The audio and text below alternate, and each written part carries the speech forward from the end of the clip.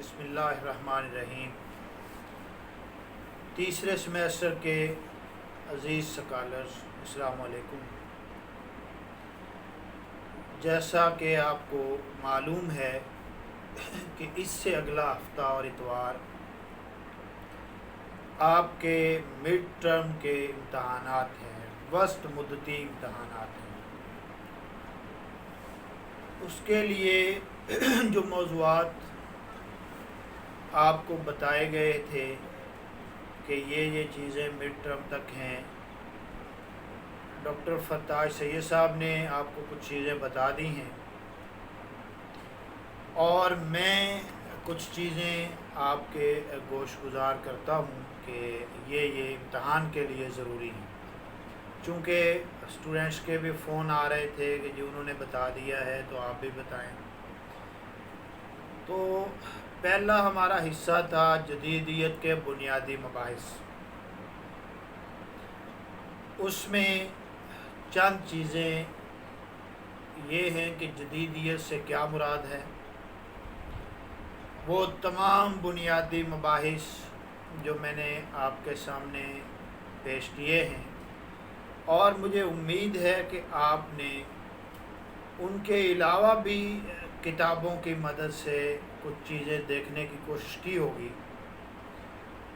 پھر جدیدیت پر ناقدین کی آراء، وہ بھی میں نے آپ کو بتائی تھی، اور پھر جدید اردو نظم کے حوالے سے کچھ تمہیدی اور اس کے پس منظر کے حوالے سے کچھ گفتگو میں نے عرض کی تھی۔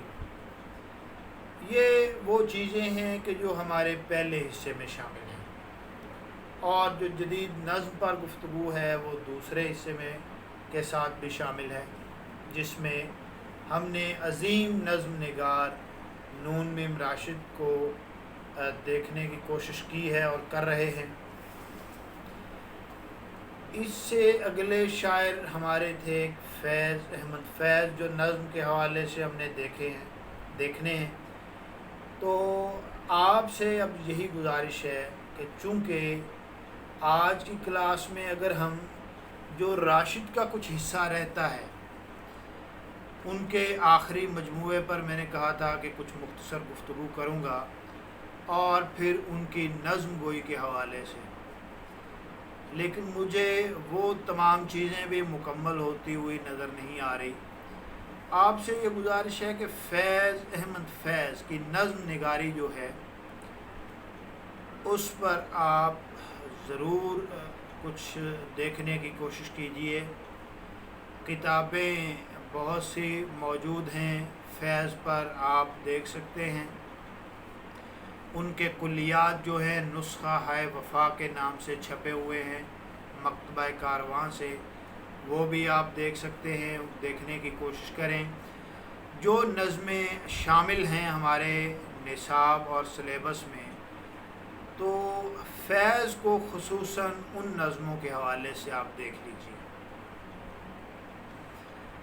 اور راشد جو ہیں، ان کے ہم نے مختصر سے سوانحی حالات بھی دیکھے تھے، اور تب میں نے یہ عرض کیا تھا کہ یہ امتحان کے لیے ضروری نہیں ہیں، لیکن اگر امتحان میں آپ سے پوچھ لیا جائے کہ مختصر سوانحی حالات لکھتے ہوئے راشد کے فلاں مجموعے پر بات کریں یا ان کی نظم گوئی پر بات کریں، تو یہ آپ اس طرح ترتیب بنا لیجئے۔ چونکہ راشد کے حالات زندگی دیکھنے کے بعد ہم نے ان کی شاعری پر اس طرح بات کی ہے کہ پہلے، دوسرے، تیسرے اور آج چوتھے مجموعے پر بات کریں گے، اور ساتھ ان کی نظم پر۔ تو یہ کوئی دو مجموعے بھی آپ سے پوچھے جا سکتے ہیں، پہلے یا آخری دو، اور پھر ساتھ نظم گوئی کو شامل کیا جا سکتا ہے، یا ان کے حالات زندگی کے ساتھ پہلے دو مجموعوں کا تعارف پوچھا جا سکتا ہے۔ تو ایسی کچھ صورتیں بن سکتی ہیں۔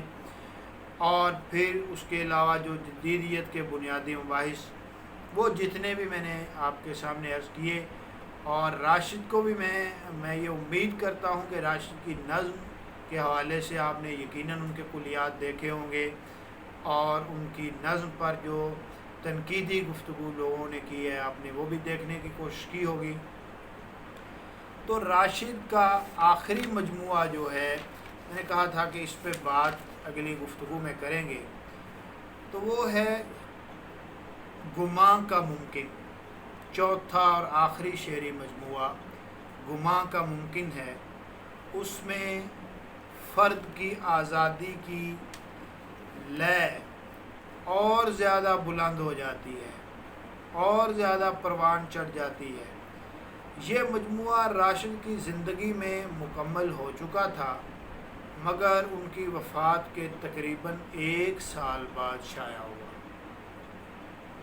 راشد نے اپنے مجموعے گماں کا ممکن کی وضاحت جمیل جالبی کے نام ایک خط میں کچھ اس طرح کی ہے، لکھتے ہیں کہ چند دن ہوئے نظم گماں کا ممکن، جو تو ہے میں ہوں بھیج چکا ہوں۔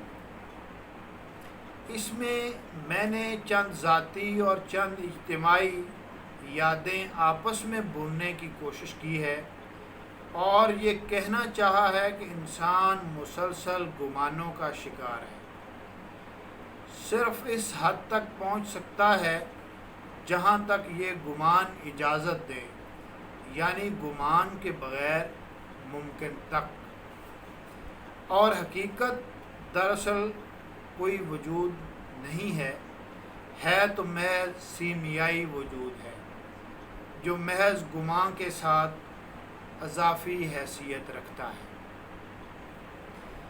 اب یہ انہی کے الفاظ میں نے آپ کو یہ رائے جو تھی، یا یہ ایک بات جو انہوں نے اپنے خط میں جمیل جالبی صاحب کے نام اس میں یہ پیش کیا۔ یہ مجموعہ خاصہ مبہم ہے، بہت سی باتیں اس میں سمجھنے سے تعلق رکھتی ہیں، اور کئی جگہ فلسفیانہ نقطہ نظر کا حامل ہے یہ مجموعہ۔ اس میں نئی طرح کی ذاتی علامتیں اور بعض فنی تجربات ان کی نظموں کو کئی جگہ ناقابل فہم بنا دیتے ہیں۔ ان کو سمجھنے کے لیے کچھ اور چیزوں کی ضرورت ہوتی ہے۔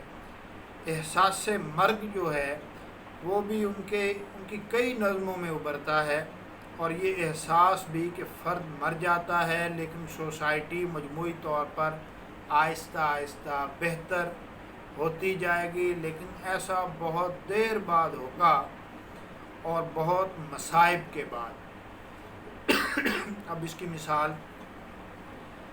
نیا آدمی جو ان کی نظم ہے، اس سے ایک چھوٹا سا اقتباس میں آپ کے سامنے پیش کرتا ہوں۔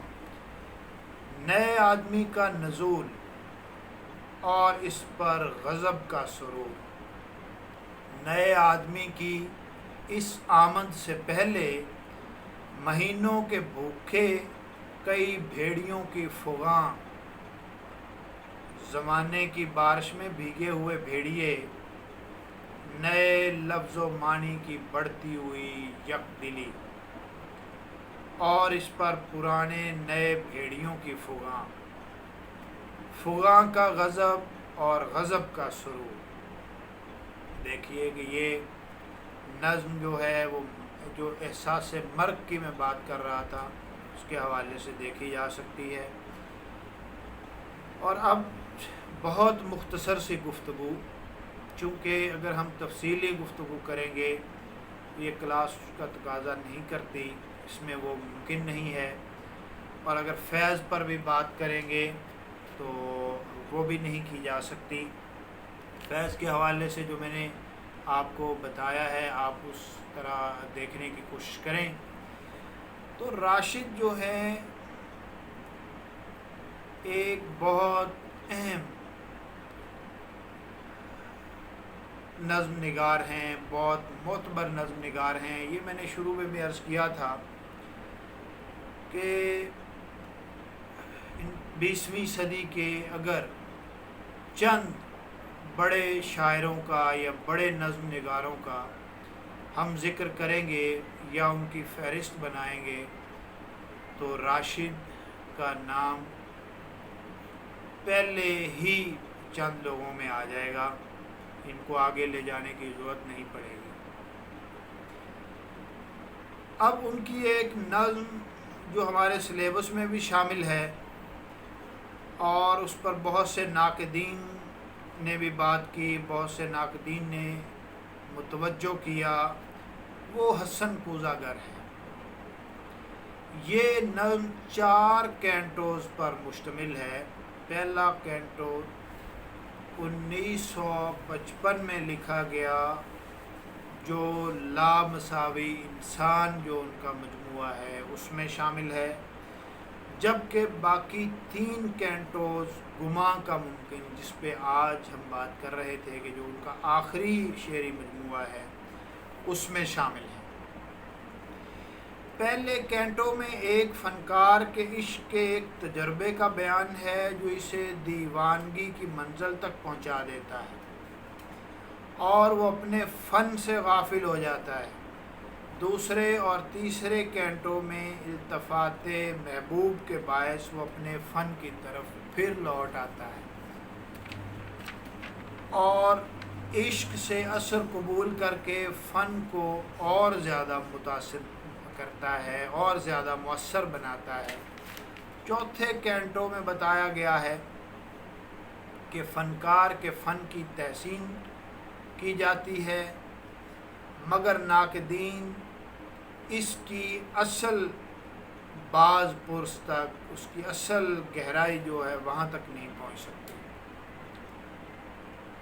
اس کے علاوہ اس مجموعے میں اور پچھلے مجموعوں میں بہت سی اچھی نظمیں ہیں، جیسے آپ کے پاس اس مجموعے میں شہر میں صبح، لیکن اس مجموعے کی ایک نظم جو ہے اندھا کباڑی، وہ بہت اعلیٰ پائے کی نظم ہے، جس کا مرکزی خیال یہ ہے کہ فن کی تخلیق فنکار کی داخلی ضرورت ہے، مگر اس کی کبھی قدر نہیں ہوتی۔